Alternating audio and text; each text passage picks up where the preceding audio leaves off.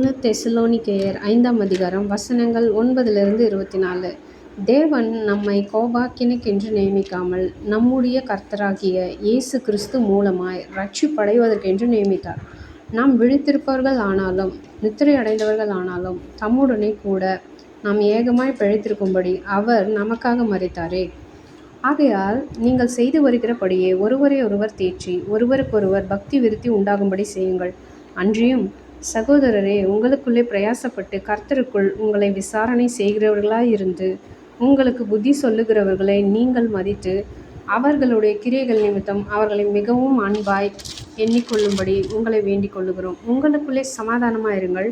மேலும் சகோதரரே, நாங்கள் உங்களுக்கு போதிக்கிறது என்னவென்றால், ஒழுங்கில்லாதவர்களுக்கு புத்தி சொல்லுங்கள், திடனற்றவர்களை தேற்றுங்கள், பலவீனரை தாங்குங்கள், எல்லாரிடத்திலும் நீடிய சாந்தமாயிருங்கள். ஒருவனும் மற்றொருவன் செய்யும் தீமைக்கு தீமை செய்யாதபடி பாருங்கள். உங்களுக்குள்ளும் மற்ற யாவருக்குள்ளும் எப்பொழுதும் நன்மை செய்ய நாடுங்கள்.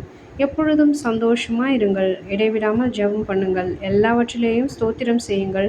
அப்படி செய்வதே கிறிஸ்து இயேசுக்குள் உங்களை குறித்து தேவனுடைய சித்தமாயிருக்கிறது. ஆவியை அவித்து போடாதிருங்கள். தீர்க்க தரிசனங்களை அற்பமாய் எண்ணாதிருங்கள்.